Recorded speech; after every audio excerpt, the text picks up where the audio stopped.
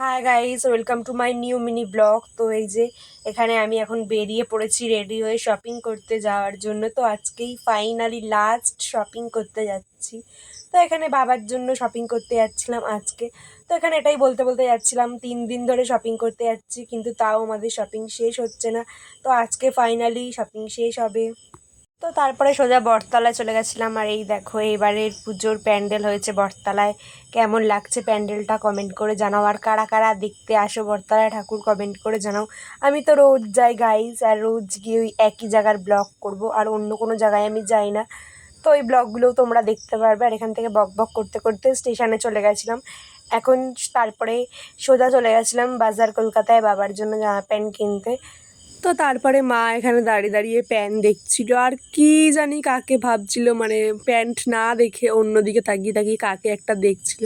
তো এখানে আমি বলছিলাম যে তুমি প্যান্ট দেখো। তো মা এখানে প্যান্ট দেখছিল, আর এখানে আমি একটু ভিডিও বানিয়ে নিচ্ছিলাম গাইজ।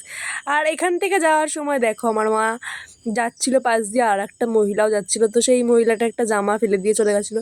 সেই জামাটাই আমি এখানে ঠিক করে রাখছিলাম। সবাই মলে গিয়ে এইটা ওইটা ফেলে দিয়ে আসে গাইজ, আর না না, আমি ওরম করি না। আমি পড়া দেখলে জিনিসটা তুলে দিয়ে আসি।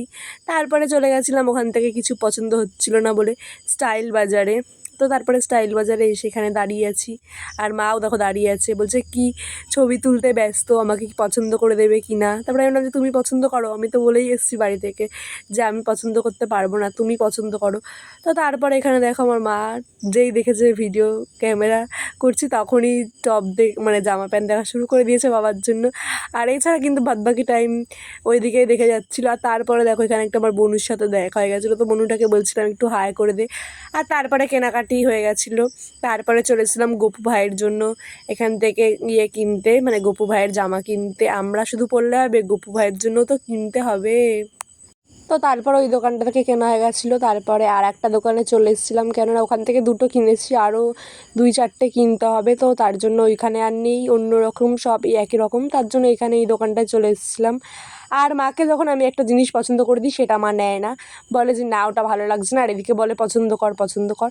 তারপরে চলে এসেছিলাম এখানে ফুচকা খেতে। তো তারপরে মা নিয়ে নিয়েছিল জল ফুচকা, আর আমি নিয়ে নিয়েছিলাম দই ফুচকা। তো তারপরে ফুচকা খাওয়া কমপ্লিট হয়ে গেছিলো। আর তারপরে এখানে এসে আমরা রোল অর্ডার দিয়ে দিয়েছিলাম, তো ওটা নেওয়ার জন্যই দাঁড়িয়েছিলাম। আর তারপরে রোলটা দিয়েও দিয়েছিলো, আর এখান থেকে মা খেতে খেতেই চলে যাচ্ছিলো, তার কারণ অনেকটা দেরি হয়ে গেছিলো। মা বলছিলো এখন দাঁড়িয়ে খেতে খাওয়ার টাইম নেই, চল খেতে খেতেই চলে যাই। তো তারপরে এখানে আমি আমার মুখটা একটু ভালো করে দেখিয়ে দিচ্ছিলাম গাইস তোমাদেরকে।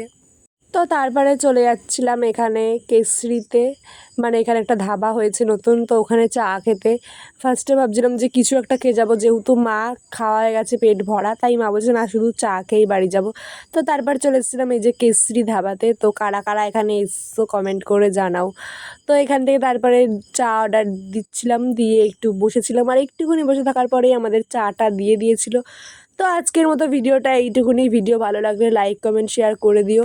আর যারা যারা ফেসবুক পেজ দিয়ে দেখছো পেজটা ফলো করে দিও, আর যারা যারা ইউটিউব চ্যানেল দিয়ে দেখছো চ্যানেলটা সাবস্ক্রাইব করে দিও। বাই, আবার দেখা হবে নেক্সট কোনো মিনি ব্লগে।